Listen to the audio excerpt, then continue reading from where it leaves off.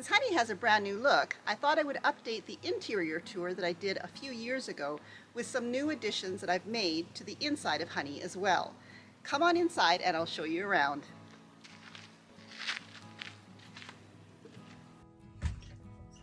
Welcome to the inside of Honey.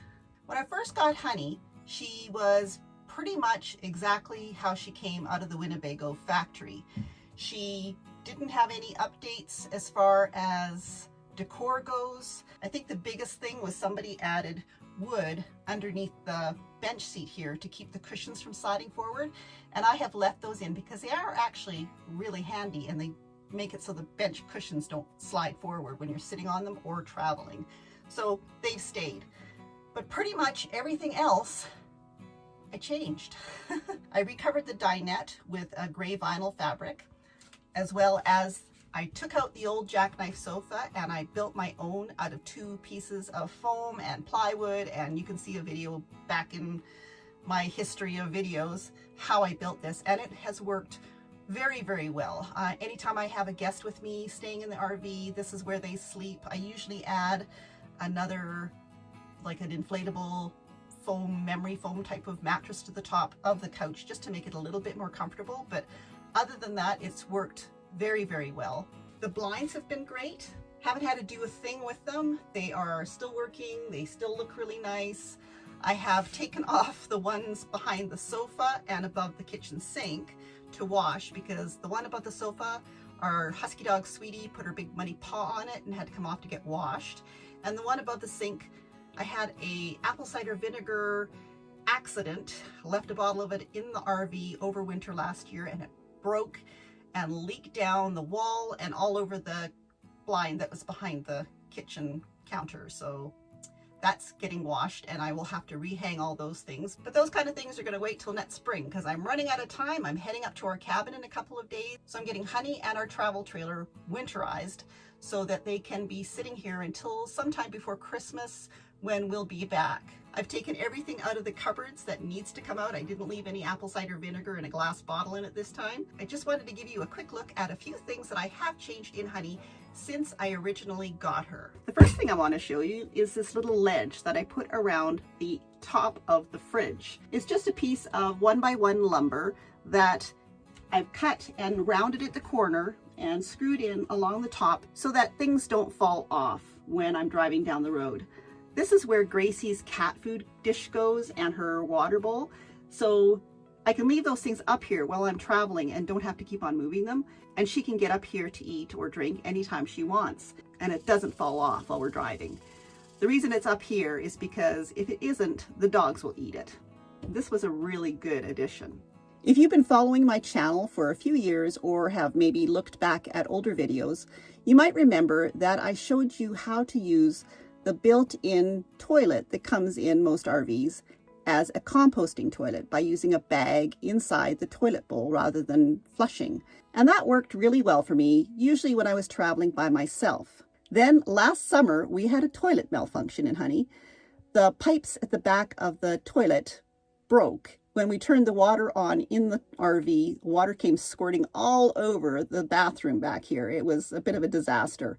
But we got the water shut off and everything is fine now, but that toilet was broken. It was the original toilet, so it would have been, what, 29 years old last year? So that's a pretty good run for a plastic RV toilet. So I tried a couple of different options for toilets in Honey. I bought one of those blue toilets with the toilet seat lid on top of it and used that for most of the summer. It worked pretty good, but I found that it really needed a urine diverter, and it's just a bucket, so it's not very big. So I figured I might be able to come up with something, as well as I was always a little bit concerned about the bucket tipping over while I was driving if I hadn't emptied it. So I came up with an idea after I found a box in my craft room that I had been using to store scrapbooking paper in. And this is what I came up with. This is my old scrapbooking paper box. It is very thin wood, has a handle in the front, and there's one like it in the back, so you can pick it up fairly easily. And it is something you can sit on. It's It's like a little table. I wanted to put the blue bucket inside of a container where if I went around a corner too fast or something, or whatever, stopped too quickly, it wasn't going to fall over. And this was perfect, except it was too short for the bucket. So I looked around, and we had a whole lot of buckets at our house because we had horses and chickens and used buckets a lot, and found a bucket that was just slightly shorter than the blue bucket. I'm not sure how many gallons this one is. I think those big ones are 5-gallon buckets. This is maybe a 3-gallon or a 4-gallon. I don't really know, but it is shorter, so it fits perfectly inside this box with the toilet seat lid on top of the bucket. So this is the urine diverter. It's just a plastic funnel that I got from, I think it was from IKEA. So I hot glued that little funnel underneath the toilet seat, and it worked really well. I didn't think I could screw anything into this kind of flimsy plastic, but hot gluing it with an industrial hot glue gun worked really well. And that's where the solids go. So it all closes up like this, and then the lid for the box comes down as well and fits over top, and it all sits there nice and neat in my bathroom. Another thing I did was add some silicone rings to keep my elements quiet while I'm driving. Works a charm.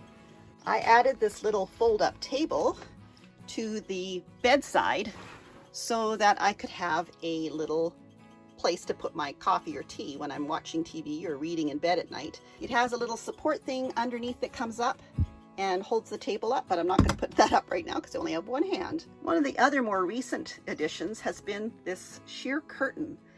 I find this really handy rather than the screen door, because when Gracie's outside, she can get in and out of the RV on her leash through this sheer curtain rather than meowing because she can't get through the screen door. She likes to hop in and out of the RV, and this helps to keep the sun from shining in here too intensely, as well as keep the bugs out.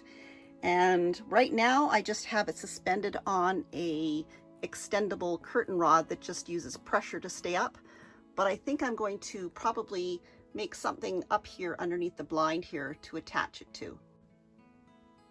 Originally in this space was an old Quasar microwave, which would have been original to the RV in 1992. I took that out and had added an electric convection toaster oven, which I never ever used. So that came out too, and I put in this plastic weave basket, which I really like the look of, and it's really handy for putting stuff into. I have my Omnia oven in here, and my Ridge Monkey grill, and my cutting boards, and all kinds of odds and ends go in here while I'm traveling, and it's really handy, and it stays in there. There's a bit of a lip down here so it doesn't slide out, and it's in there tightly enough that I don't have to worry about stuff falling out.